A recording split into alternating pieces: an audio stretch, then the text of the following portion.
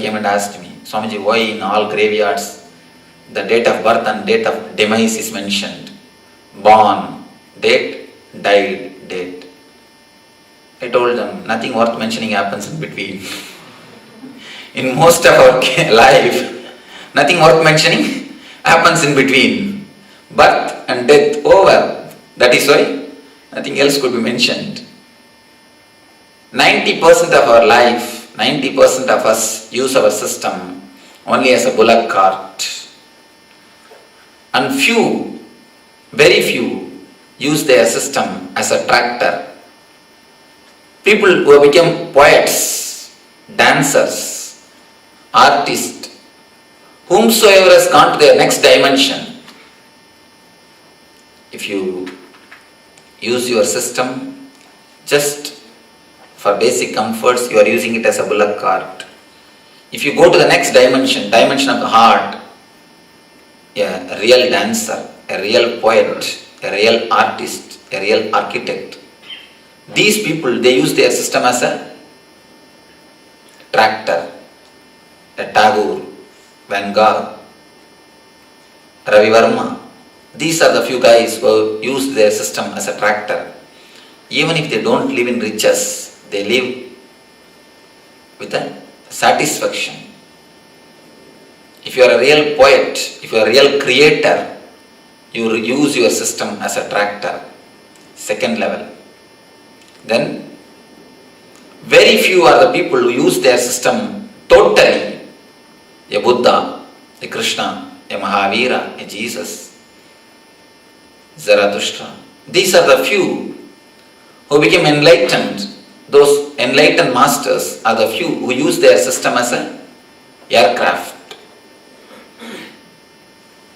Aircraft is created to be used as an aircraft, not to be used as a bullock cart. Of course, if it is used as a bullock cart, it is very safe. You never get accidents, you never get into trouble. That is true. But aircraft is not mentioned to be used as a bullock cart. Ship is very safe in the port, but it is not meant to be in the port itself. Ship is not created to stay in the port, even though it is safe in the port. Most of the time, we don't use our being totally. When the aircraft becomes aircraft, when the aircraft is used as aircraft, only then the self of the aircraft is actualized. What for it is created, it is actualized, it is realized. The aircraft realizes itself when it is used as aircraft. If it is used as a bullock cart or as a tractor, it never reaches the realization. It never gets the actualization. So I tell you, when you use your totality, when you use your whole being, only then you use your whole system. Only then you actualize yourself, you realize yourself. What is the difference between the tribal people and the pilot?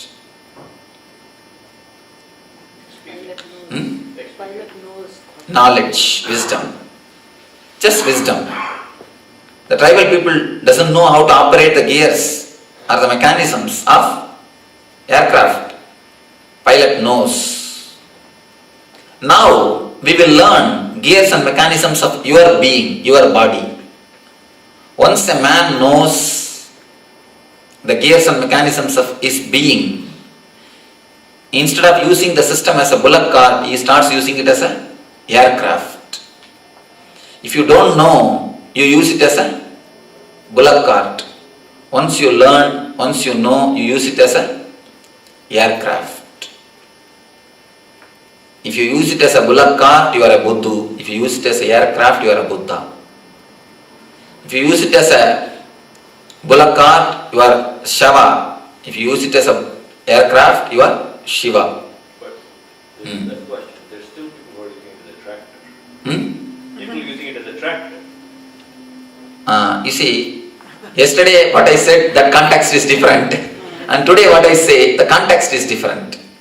There are few who use it as a tractor, but I always find people who come to the tractor level, they somehow manage to reach the aircraft level.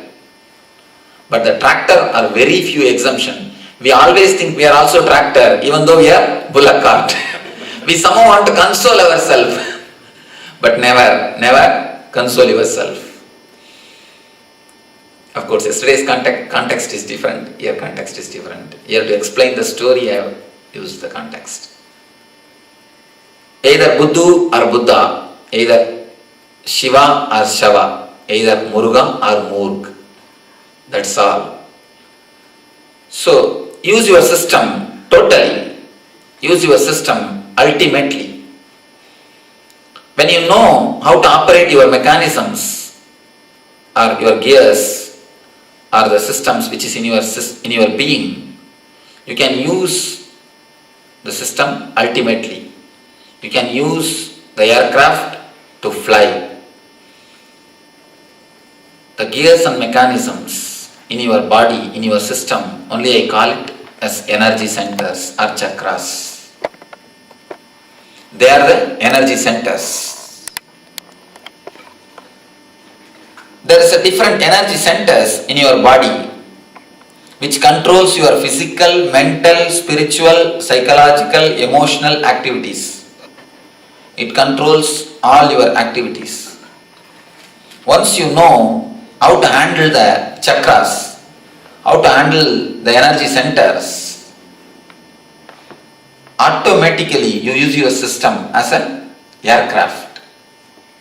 If you know how to use your emotions, you open the energy centers. If you abuse your emotions, you lock the energy centers. That's all.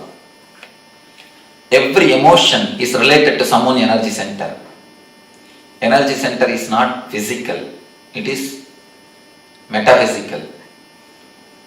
The chakras are the energy centers which you have inside your system are more metaphysical.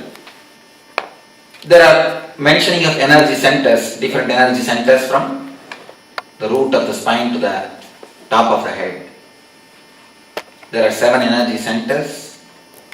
The lowest is called Mooladhara. You don't have to remember the names. I just tell you, there is no need to remember. The lower is called Mooladhara, second is Swadhisthana, third is Manipuraga, fourth is Anahata, fifth is Vishuddhi, sixth between the eyebrows is Anya, seventh is Sahasrara. Every emotion is related to someone chakra. I think now you can listen. Later on you can see the book. Now you can listen. Every emotion is related to someone chakra. Let you understand few things. For example, heart chakra is related to emotion, love. You may ask how to prove. Around the world, in all the culture, in all the language, you can see the expression, the heart and love, these two words are used as synonymous. Heart and love is used as synonymous all over the world, almost every language. I verified more than 50 to 60 languages. Heart and love is used as synonymous. Can you say any one language, your language, any language which you know, in that the both words are not synonymous?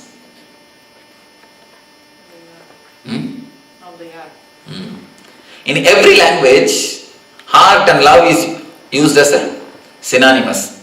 It is not that God has created all the language in one day, made translation CD package and dropped in unknown country. It's not that. Every language is created by different persons, in different situation, in different countries. There is no chance even for exchanging the ideas or words. But in every language, heart and love is used as a synonymous. It means there is some more deep connection between these two words.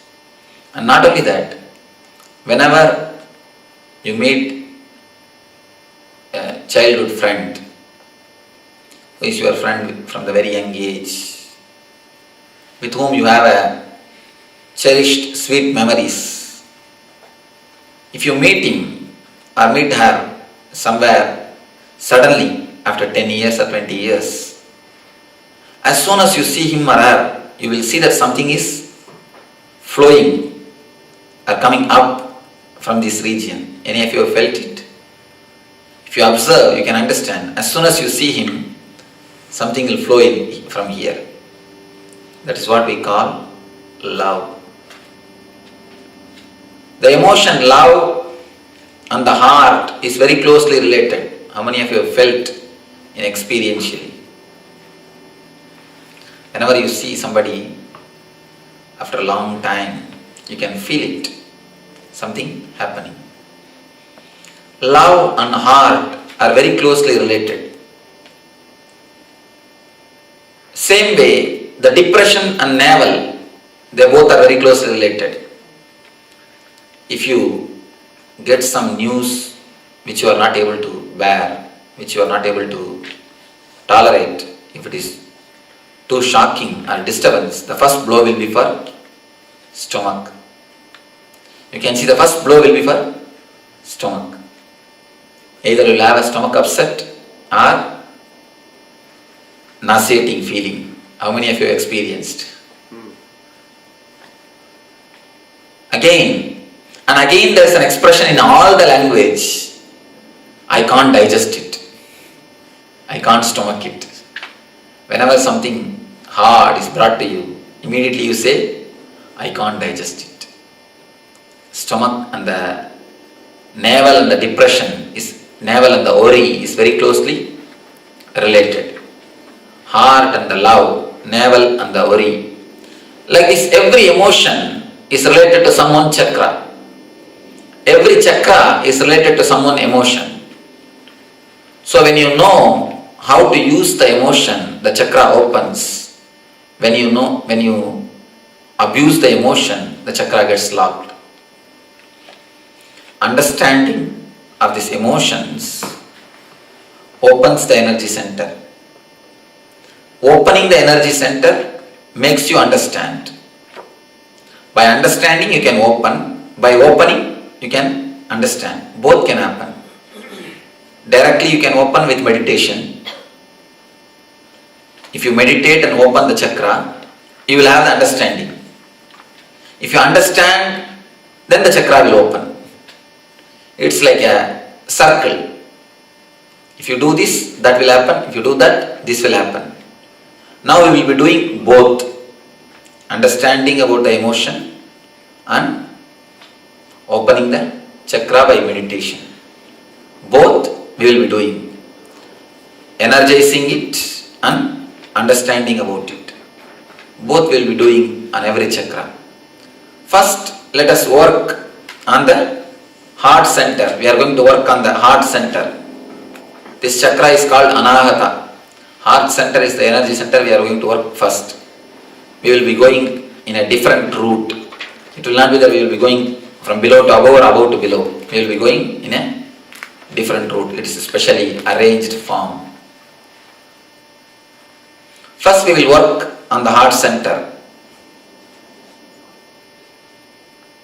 As you all are aware, the love is the emotion related to heart center. Actually, what is love?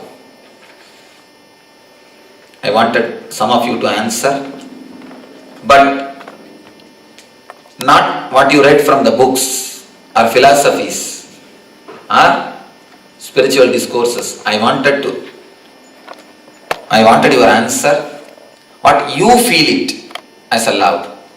What is your life? What you think as love? That is what I wanted. Prarthana.